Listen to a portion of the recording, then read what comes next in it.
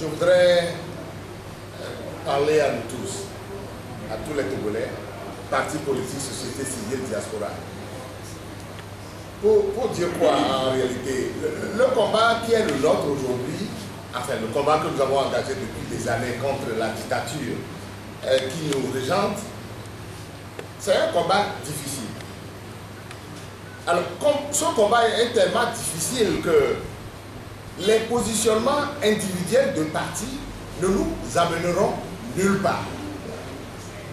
Les positionnements de partis ne nous amèneront nulle part. Et c'est pour cette raison que nous l'avons compris à un moment donné pour mettre en place une coalition. Parce que si un parti était capable lui tout seul de régler le problème, on ne serait pas en coalition.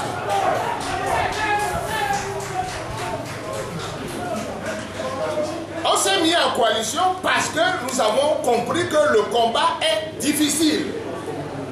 Un parti pris isolement, oui, il fera ce qu'il peut. Mais nous avons besoin des uns et des autres. Nous avons besoin de l'apport des partis politiques, nous avons besoin de l'apport de la société civile, nous avons besoin de l'apport de la diaspora. Et ça a fonctionné de manière harmonieuse pendant 18 mois. Nous avons mis ce pouvoir sous pression.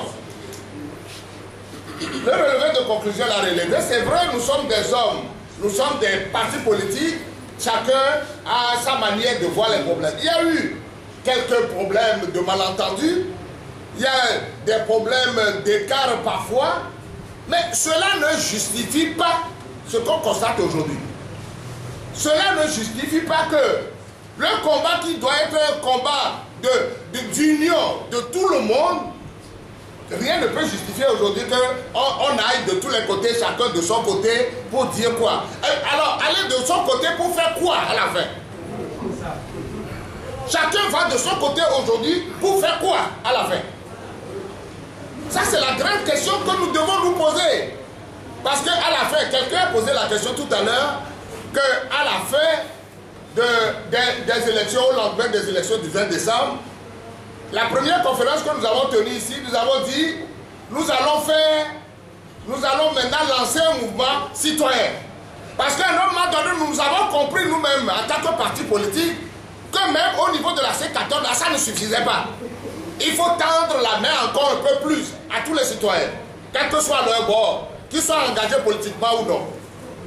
Alors, au moment où on dit qu'il faut aller ratisser l'âge, ce n'est pas en ce moment que nous allons nous effriter à l'intérieur de nous-mêmes. Parce que ça ne se comprend pas. Parce qu'aucun argument aujourd'hui ne peut me convaincre que partir, provoquer l'éclatement de la C14 est la bonne solution. C'est une mauvaise solution. Parce que ça n'apportera rien. Alors, pour revenir un peu à l'esprit de ce qui a été dit, a conduit à notre assise là, pour comprendre le fond, je voudrais dire justement au niveau de la procédure ce que nous avons fait.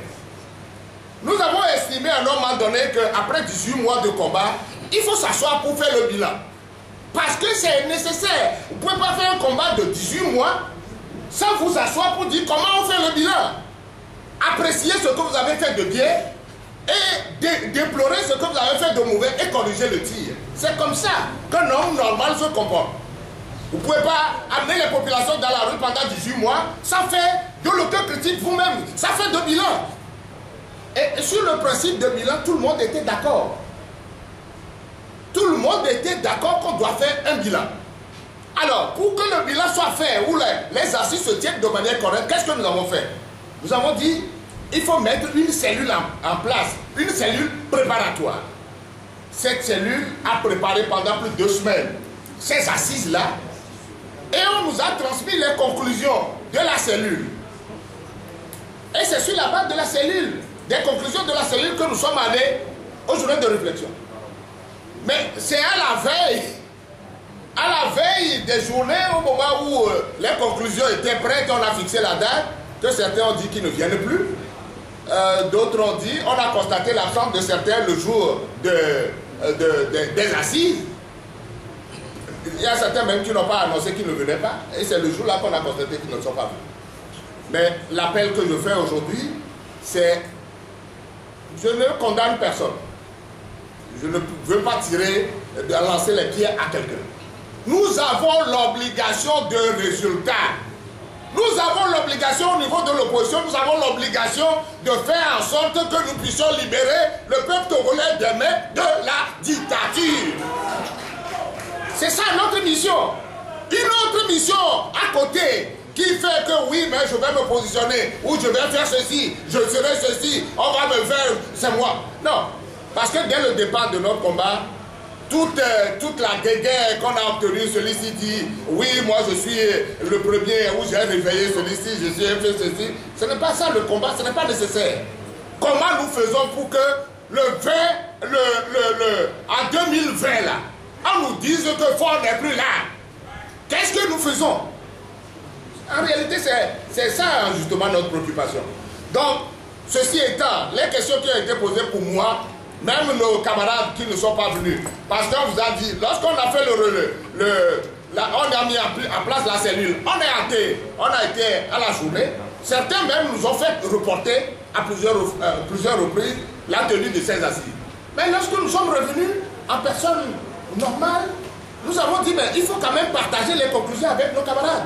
On les a invités à venir partager les conclusions de nos assises. On vous l'a dit tout à l'heure, certains sont venus, d'autres ne sont pas venus. Mais nous ne sommes pas découragés pour autant. En dehors d'eux, nous avons partagé ces conclusions avec des partis politiques qui ne sont pas même membres de la coalition. Nous avons partagé les conclusions avec la société civile et la diaspora. L'appel que nous faisons, nous lançons à partir de cette conférence, c'est de faire en sorte que tous ceux qui ne sont pas venus aux assises là, puissent réfléchir et revenir regagner les rangs. C'est pour ça que je dis on ne jette de pied à personne, parce que c'est unis que nous gagnerons la bataille. Unis que nous gagnerons. Parce que lorsqu'on lancera les prochaines manifestations, il faut qu'on constate que c'est ensemble qu'on s'est retrouvés pour les organiser. Que quelqu'un organise ces manifestations de son côté, l'autre ici et là, quel résultat on obtiendra? Ensemble, on sera plus fort. Et c'est pour ça que la question qui a été posée, j'en profite pour répondre rapidement à la question concernant la mobilisation citoyenne que nous avons lancée. Nous avons fait notre bilan. Comme le Colibri, nous avons fait notre part. La société civile sera comment vous appelez ça? En forum à partir de vendredi et samedi. C'est pour réfléchir à la même question. C'est vendredi et samedi. Donc, les conclusions auxquelles nous sommes parvenus au niveau de la coalition, eux aussi, ils vont tirer leurs conclusions. Et ensemble, on mettra ces conclusions-là pour que finalement, on dessine une ligne directrice pour les prochaines manifestations et pour savoir ce que nous faisons réellement. On a posé la dernière question à laquelle je vais répondre rapidement. On nous demande, est-ce que, même s'il n'y a pas de réforme, est-ce qu'on ira aux élections? Mais en réalité, ce qui nous a mis dans la rue, c'est le problème des réformes. Aucun parti politique aujourd'hui ne peut dire, même s'il n'y a pas de réforme là, moi je vais aux élections. Ça ne se comprend pas, ça ne se comprendra pas. Donc, nous devons faire la pression nécessaire pour que les réformes là se fassent. Mais au même moment, on est en train de réfléchir aux partis politiques, ce que nous disons, c'est que nous nous battrons pour les réformes. Mais nous n'allons pas croiser les bras. Et que si c'est à la veille des élections que les réformes sont faites, c'est à ce moment qu'on va dire comment on fait maintenant pour préparer les élections. Un parti politique ne se comporte pas comme ça. Merci. Nous allons commencer à réfléchir sur l'organisation des élections. En même temps, nous nous battrons pour les réformes. Si on a les réformes, on va aux élections. Les deux vont de pair. C'est comme ça qu'un parti politique fonctionne. Et c'est comme ça que ça doit marcher. Alors personne ne peut nous faire le reproche aujourd'hui en tant que parti politique. Pourquoi vous réfléchissez à l'organisation des élections? C'est anormal. C'est vraiment anormal qu'on dise à un parti politique pourquoi vous pensez à l'organisation des élections. Nous disons, nous nous battrons pour les réformes, mais au même moment, nous devons réfléchir, anticiper sur les événements pour que le moment vienne, les choses ne nous surprennent pas. C'est dans cette posture que nous sommes. Je vous remercie.